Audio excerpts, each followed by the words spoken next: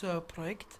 Omdat we eigenlijk ook in die 3 landen eigenlijk eenzelfde kwaliteit van gezondheidszorg hebben. Ook heel goede informatisering, uitwisseling van gegevens op een veilige manier. En dat we dus eigenlijk een kleine kern vormen, een goed voorbeeld in Europa. En dat kan dan uitgebreid worden en gevolgd worden. We hebben dat ook nog met andere zaken zo opgestart, zoals de terugbetaling van weesgeneesmiddelen. Zijn we ook met BNE en dan Lux en nu doet Oostenrijk al mee. Dus u ziet dat groeit. De Europese Unie is zo groot en onze systemen zijn zo verschillend dat het eigenlijk toch wel beter is dat het bottom-up groeit en dat het tussen de verschillende landen groeit. Eh bien, le Benelux repose sur 2 grands piliers traditionnels qui sont la sécurité et la prospérité de ses citoyens. Or, il me semble qu'il n'y a rien de plus précieux que la santé comme facteur de bien-être des citoyens du Benelux.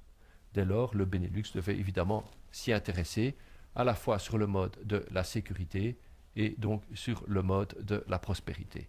J'entends qu'il y a 2 dimensions à la santé, une dimension qualitative, c'est-à-dire la qualité des soins que l'on va recevoir, et une dimension quantitative, c'est la capacité pour les États de financer cette solidarité entre tous les citoyens. Or, ces 2 dimensions peuvent être menacées par la fraude, c'est-à-dire d'un côté, on peut avoir des soins de santé qui ne sont pas de la qualité requise parce que certains diplômes n'auraient pas été validés ou des praticiens qui auraient été disqualifiés dans un pays changeraient de pays et reprendraient une activité qu'ils n'ont en fait pas le droit de prendre. Donc il faut une coopération transfrontalière dans ce domaine. La dimension quantitative, c'est d'éviter des fraudes à la santé, c'est-à-dire des doubles remboursements ou des procédures abusives. Donc là aussi, la coopération transfrontalière est fondamentale. Cette coopération transfrontalière n'est pas fermée, bien sûr, elle est ouverte à l'Europe. Et aujourd'hui, nous allons donc avoir une réunion de lancement et qui se conclura d'ailleurs par une déclaration d'intention Benelux en la matière et qui sera faite avec l'appui d'une organisation qui est ici le European Healthcare Fraud and Corruption Network. Donc, nous travaillons avec l'Europe et nous travaillons pour l'Europe. Le Benelux a toujours cette vocation de précurseur, de pionnier, et nous voulons vraiment nous adresser aux citoyens. Het Benelux-parlement is ervoor om erop toe te zien dat binnen de Benelux de juiste dingen gebeuren, met resultaat.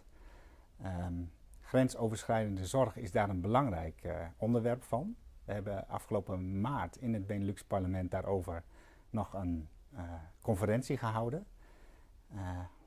170.000 mensen in 2016 staken de grens over om in het andere land zorg te genieten. Dus het gaat om een hele hoop mensen die daar gebruik van maken. Belangrijk thema.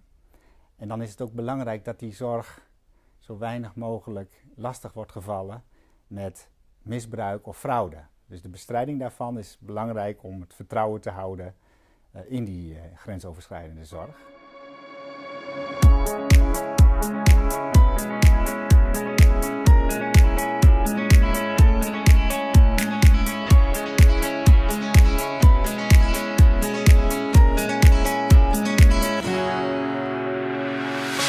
The sun lays so brightly up in the summer sky. I shouted at